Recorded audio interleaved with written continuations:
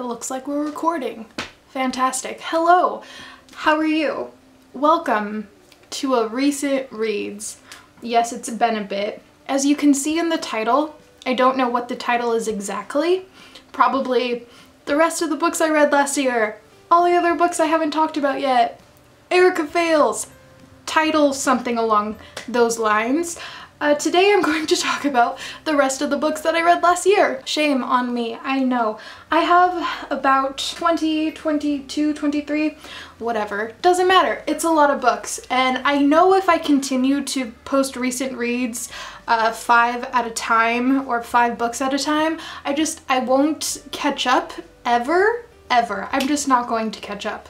Because like I said before, I fail. So I'm just going to compile one video of all of the rest of the books that I read last year, and I hope that's okay with you. Honestly, I don't have a lot to say about these books because I read them forever ago. What do I remember about these books? I don't know, but we'll find out. Okay? Okay, so let's just get started. I have Luna, New Moon by Ian McDonald. This is a sci-fi space story. I think there are several books in this already.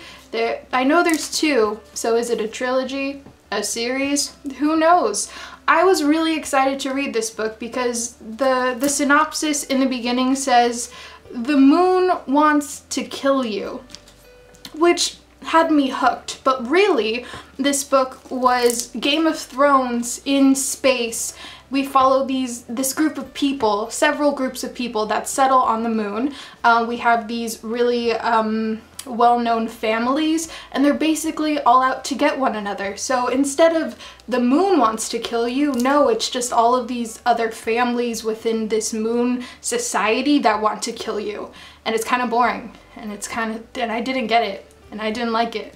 And I will not be reading any more of the books in this because, I mean, it was so boring. The Age of Bronze, book 5 in the Jack Sparrow Kid series by Rob Kidd. And this, I don't remember much. I believe this is the book where Jack runs into this witch person who tries to steal the Sword of Cortez from him and his crew.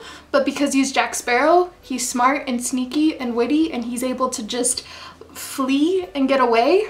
I think, perhaps, possibly. It's been a while, but I liked it because Jack Sparrow. Okay, and then I read One Flew Over the Cuckoo's Nest by Kesey. This was one that I was really looking forward to because at the time a lot of people that I am subscribed to had been reading this book, so I figured I'm probably going to really enjoy it. And I did enjoy it a lot, but I liked the movie even more. So there's that. It's a really good book though. It is a really good book. But again, you know, I liked the movie more. Oh, there's hair on this book. My hair is everywhere. 7 Dead Pirates by Linda Bailey. A ghost story by Linda Bailey. This is a middle grade book about pirates, and I discovered this book because of Richard Denny. He had read this book and talked about it on his channel a long time ago. And of course I had to read it because pirates, and it was so cute and adorable. We follow these 2 kids as they're thrown into this pirate gang crew. They're ghost pirates and they're trying to help them, and it's so adorable and sweet. And oh my gosh, if you have a child, if you have a little brother or whatever, get them to read this book. They will love it. I assure you, it's so cute. And then I read some Robert Louis Stevenson, finally. Treasure Island is my favorite classic, so it's awful that I hadn't read anything else by the author. But I read Strange Case of Dr. Jekyll and Mr. Hyde and other stories. The other stories in here are The Body Snatcher, Markheim Alala, The Ebb Tide, and I think that's it.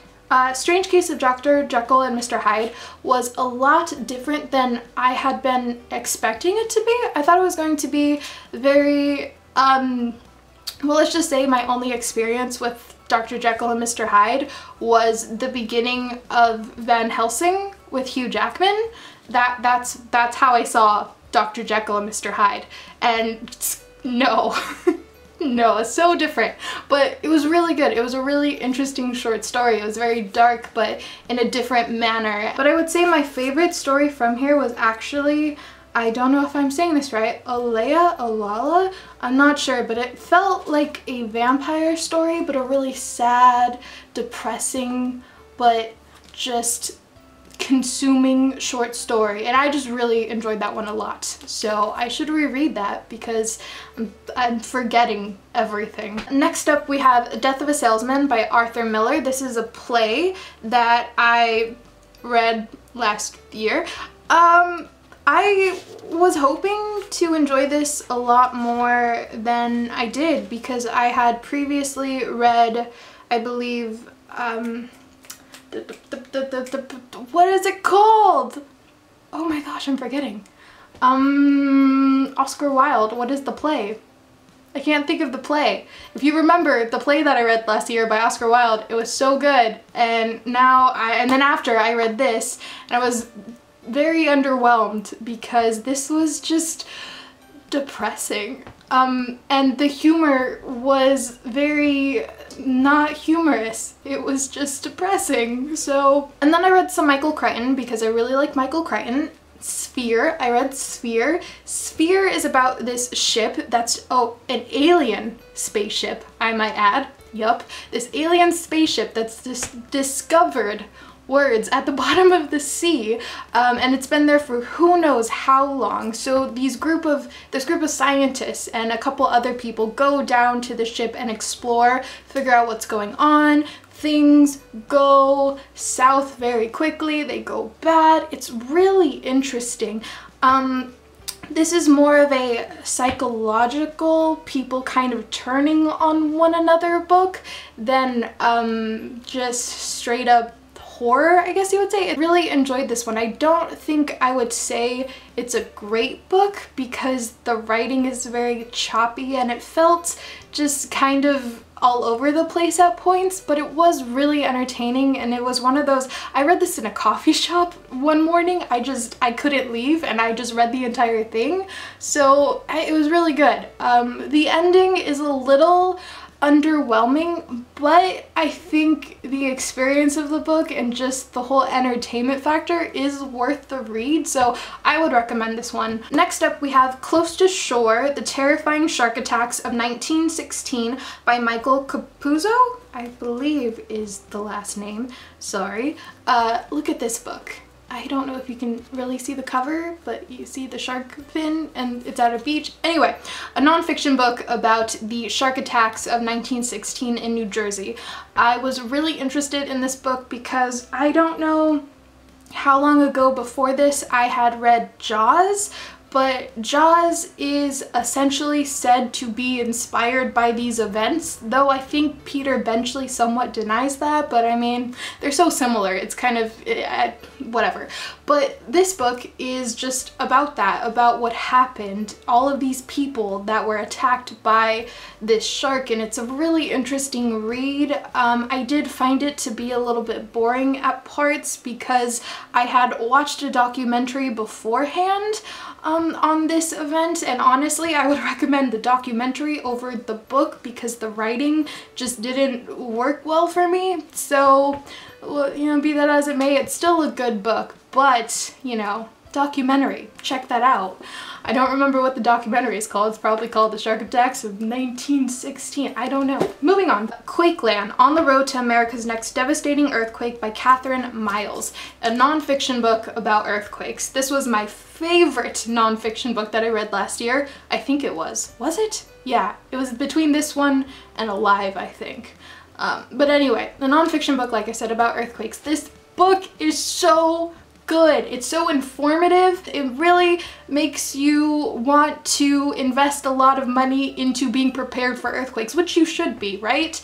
But this book is also very terrifying. I talked about this in my favorite books of the year, I think. I don't remember exactly, memory, but this is a really great nonfiction book and I highly recommend it if you like, you know, books about earthquakes. So there you go. Next up we have some Agatha Christie, Murder at the Vicarage. Do you see this cover? It's so old and the side pages are blue-green. which is really cool. I like that a lot. This book was funny. That's what I remember. This book was incredibly funny and just entertaining.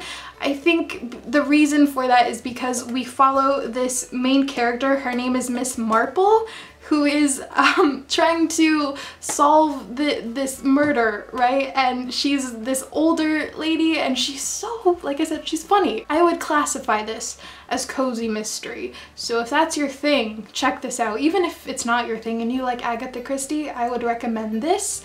I have Murder on the Orient Express, I believe.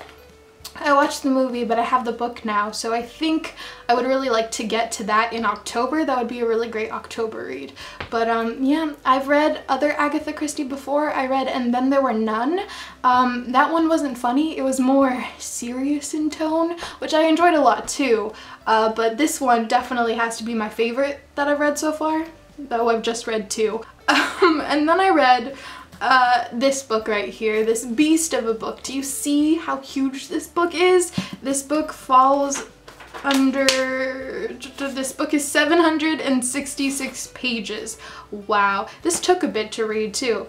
Fiends of the Eastern Front by David Bishop. This is one of those books that is extremely entertaining and has the potential to just consume you, and you will probably enjoy this immensely, but you kind of have to turn your brain off when reading this because this follows vampires during World War II, and it's just so hard to follow along and just tell yourself, okay, yeah, I believe this, tell me more.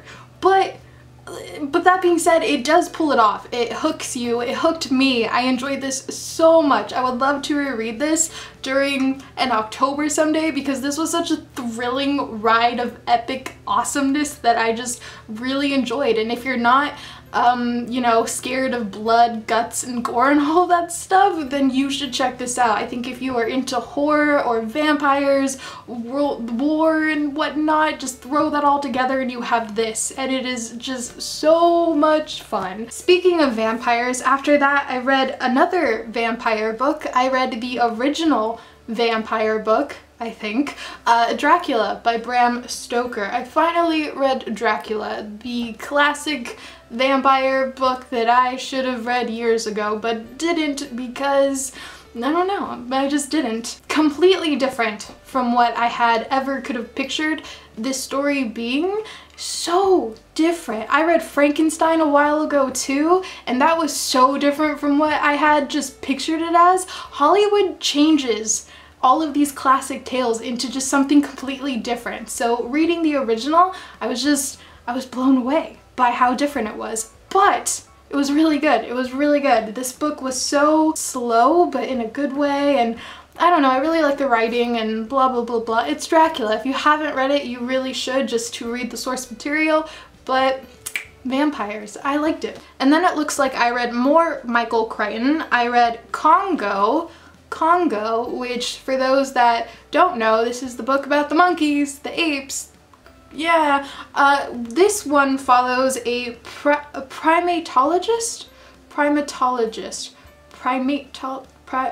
whatever, this guy Peter that works with gorillas, okay? He's a gorilla specialist, and he works with this gorilla named Amy, and Amy starts drawing these pictures that somewhat connect her with these drawings that are found in the Congo, the lost city of I don't know. Basically, they end up going on an expedition with this group of people out to the Congo to solve this mystery that's going on and blah blah blah. It is classic Michael Crichton. It's very entertaining. It's just a page turner. This is not my favorite Crichton. It was a bit disappointing, and then I watched the movie after, and the movie, well, that's something altogether as well.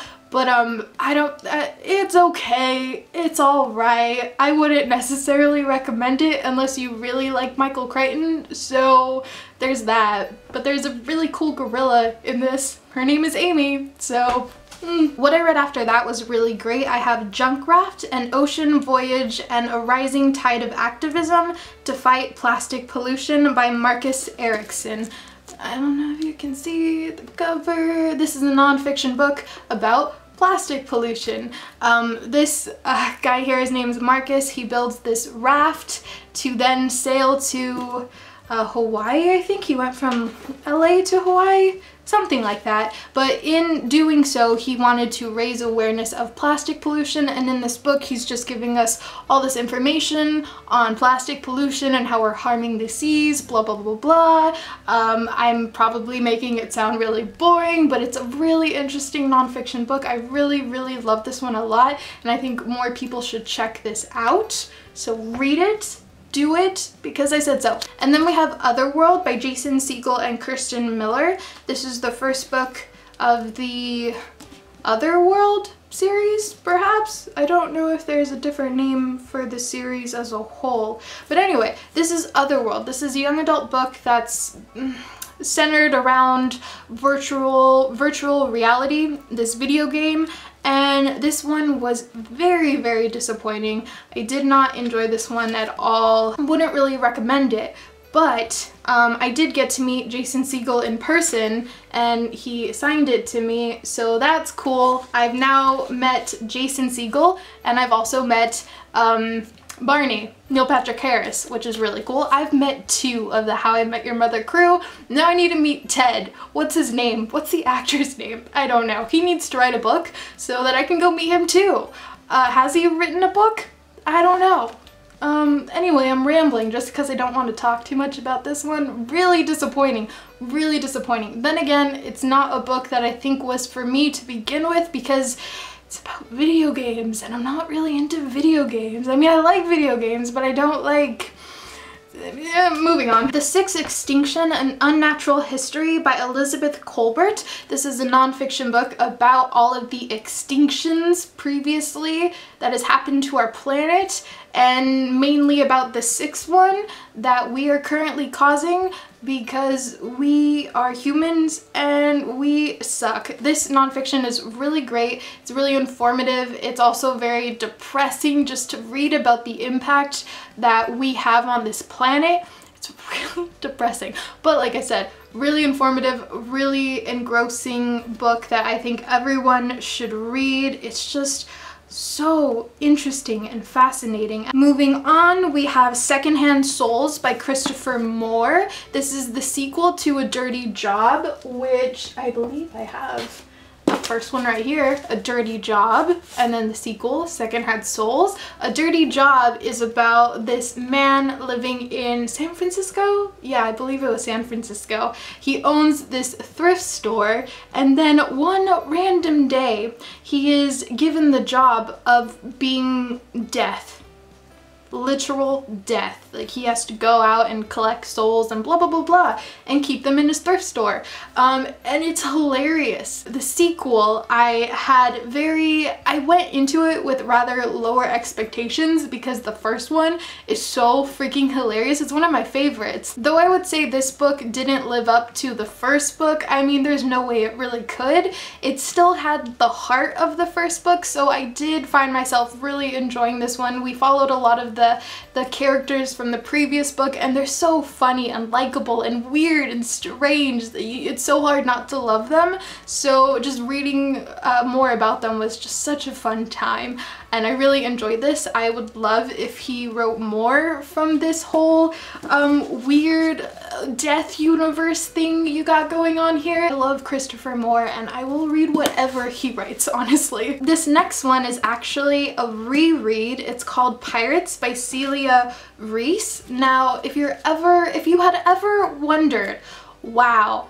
Erica, you're so weird. Why do you like pirates so much? Where did that obsession come from? What? Well, it's because of this book that I read when I was very young.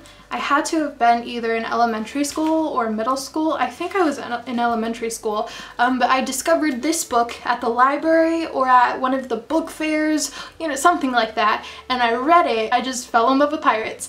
And so rereading this was such a fun time. I was transported back to being a child, basically, and it was still so good. I really, really love this book. Honestly, I don't think I could tell you if this is genuinely a good book just because it holds so many memories for me that I just can't not love this book. But if you like pirates, then I would, you know, recommend this. So this next book is so damaged, but that's fine. It's Alive, The Story of the Andes Survivors by Pierce Paul Reed. Here you go. You see how damaged it is? Like, I don't know if you could actually see all the rips and whatnot, but it's a really cool book. It's old. I found it this way, okay? I didn't do this to this book. But even the side, do you see that? Anyway, this is a nonfiction book about the Andes survivors, about this plane crash over the Andes, and it's their survival story of the people that did survive. It is heartbreaking and really hard to get through. But it's just one of those books that just kind of leaves such a huge impact on you. I really, really enjoyed this one a lot. I couldn't recommend it enough, but again, if you're squeamish with very, let's just say that there's cannibalism in this book, so be wary on that part. But besides, it's a good book, okay? It's a really good book. All right, we are almost done. I have two more left. Two more, okay? The Best American Short Stories, edited by Meg Wolitzer. I read this towards the very end of the year in December of 2018. I was very much so looking forward to this because, you know, I needed to read more short stories and blah blah blah blah. But overall, very disappointing, very unmemorable, to be honest, because I don't remember a single thing. Okay, I remember a little bit about some of the stories, but most of them, I couldn't tell you a single thing, honestly. I remember things about the first story and the second and the last two, but besides that, they have just escaped my brain into the nothingness. So, not really a fan of this one. I don't know if I'll read any more of the collections just because this was such a letdown, to be honest. But maybe. We'll see. We'll see. I don't know. And we finally made it to the last book. Finally. There could be other books that I'm forgetting to possibly talk about, but whatever. Your Inner Fish, A Journey into I give up. Your Inner Fish, A Journey into the 3.5 billion year history of the human body by Neil Shubin. What a long title. Here's the book. I don't know if you could really see it. This is a nonfiction book that talks about the human body in ways that you would have never thought of to think about. It was so strange and so fascinating. I feel like I learned a lot more than I would have been expecting to learn. I don't know, that's just so fascinating, just the way the human body works, the way we've evolved, the way we're similar to so many other animals is just a really fascinating read. I highly recommend this. I think I buddy read this with Janelle from All the World's a Page. I'm pretty sure I did. I think I did. We did, didn't we? We did. I think that's it. I think those are all the books that I read last year that I hadn't talked about yet. And yeah, I hope you enjoyed that. Hopefully soon I will now start talking about books that I read this year. That would be great, wouldn't it? Yeah, it would. But anyway, if you've read any of these books, if you have any thoughts or opinions, or if you have any recommendations based off of these books, I would love those in the comments below as well, because I enjoyed most of these books. I think I did. Did I? I think so. So yeah, I hope you guys have a great day or night wherever you are, and I will see you in another video very soon, hopefully. I think I'm going to review the Meg movie. But I don't want to film a video where I'm just giddy the entire time. That's kind of why I've held off at this point, because I just don't want to be squealing like a fangirl, and I know that I'm still at that point right now. So we'll see. But anyway, I'm gonna go. I'm gonna leave. All right, goodbye.